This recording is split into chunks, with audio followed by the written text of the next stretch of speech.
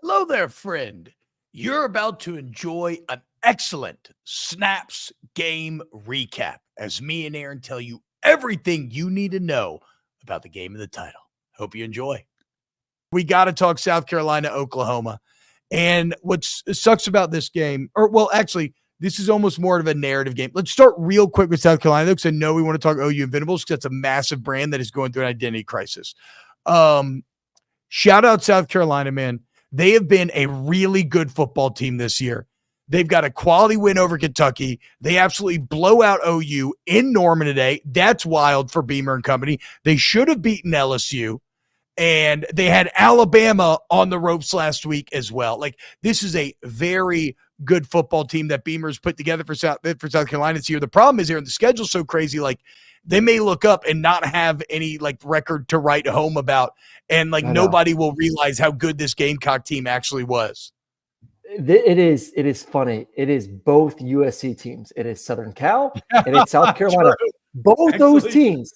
If you change 3 plays in their season, each of them 3 plays, you're talking about a 1-loss team for both of them. LSU, the pick six, that was bullshit. They should have won that football game. Alabama, a fumble in the fourth quarter from possibly winning that football game. I mean, this is really could be, what are they right now? 4-2 or no, 4-3?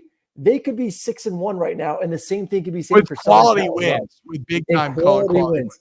Like, both USCs are 4 plays away, maybe 5 total plays away, combined between both of them, from being top 10 teams this season, which is crazy. But like, listen, we knew this North Sellers is getting better though, huh? He is getting better. He as long as he doesn't make the mistakes, which he didn't in this game. This is a team that we knew their elite on defense. We knew they got a great running back in Rocket. The receivers are a little bit iffy, but you just had to protect the football. That was the big issue in those couple losses this season. So their D-line against Oklahoma's offense line, we knew it was going to be a nightmare for Oklahoma. Oklahoma ends up changing quarterbacks. This is not a quarterback issue. I've said this from the very beginning. This is not a quarterback issue for Oklahoma. This is your offense sucks issue. Your offensive line's not good. Your running backs aren't good. Your receivers are banged up. There is not a good unit on that offense. I don't care who your quarterback is. Unless you tried out Cam Newton, you're going to struggle. So play the quarterback carousel all you want right now, Brent Venables. Your offense has no playmakers and no offensive line. And that defensive line ate it up today. We knew they were. Yeah, I mean, that South Carolina D-line, probably the best in the SEC. Actually, yeah, because I used to think Tennessee was there, but I don't think that anymore. I think that South Carolina defensive line easily actually the best in the SEC and maybe the best in the entire country.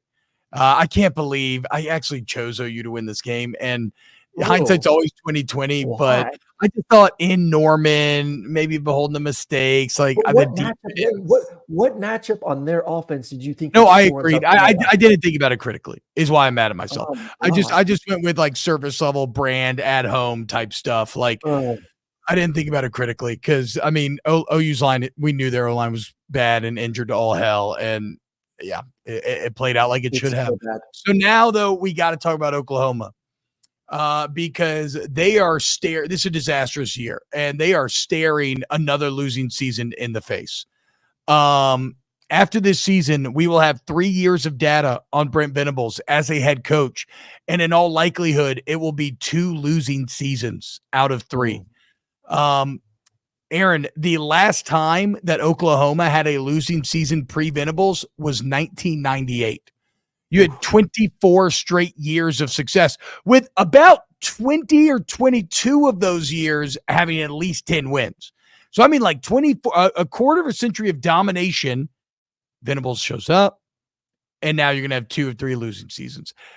That's really tough to swallow if you're a Sooner fan. And this is again why you don't go out of your way to extend coaches. We complained about the offense. Shut the fuck up. Shut the fuck up. What? You said it was a smart idea. You said it was a genius idea. Yes, you did. Don't you start with this. No, you loved it. You loved it. Aaron, I'm not going to let you gaslight me here. God. I'm not going to. No. I'm not. What I said. You can't. What I said. was that when I saw the news, I was like, this is a fucking awful decision. Then I saw, oh, wait, he only got like $1 million raise, right? So doing this, and I said contingent on the buyout.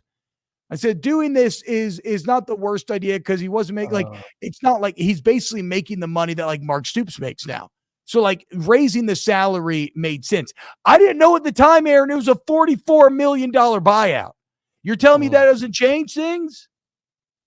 I have an issue from the very beginning. I was on the opposite side. I said this was stupid. Make him prove it to you before you commit to a longer term relationship. If we go back and play the tape, though, you're committing to him. You're committing to him. Well, you didn't have to. Our guy. If the buyout wasn't that large, you didn't have to. You only gave him $1 million raise. I thought it was just. It was all stupid. I mean, yeah, because now you're seeing there he has a $44 million buyout, guys. 44. Yeah. So Brent Venables ain't going anywhere. And what sucks is you have nothing to fall back on, like we've said from day one with Venables, because he was never a head coach before. So, like, that's why, like, this Oklahoma team is a team that is imploding in front of your eyes. And unfortunately, Venables doesn't have the experience either as an assistant or a head coach. He's never been a part of a team that has started to implode or go very poorly. Maybe save for 2 years ago, and that didn't end well. So, like, you like, he doesn't even have the experience to fall back on to try to rally this team and keep them together. And so I think it's going to get way worse for Oklahoma before getting better. Oh, it's way worse. And this is a team right now that you look at the schedule and you say, where's 6 wins? Where's a bowl game? Yeah. I mean, that was like, you, I think we're like 7-5, maybe 8-4. I was pretty firm in like, this is a 6-6 football team. I think 6-6 is as best you can do right now. Yes. Preseason, I think we had them at 6-6. Yeah. Oh, Georgia Tech early score up 7-0 on Notre Dame at the end of the first. All right. So good for Shane Beamer, though, man. South Carolina, that's a damn good football team this year. That is good for Beamer. I hope he buys himself some love with this year, because this is a really good year that he's put together here at South Carolina. Now he's got to, protect this roster as much as he can. It's an SEC pastime to raid South Carolina after anybody shows life on that team. Dylan Stewart's about to get paid this offseason no matter what. My.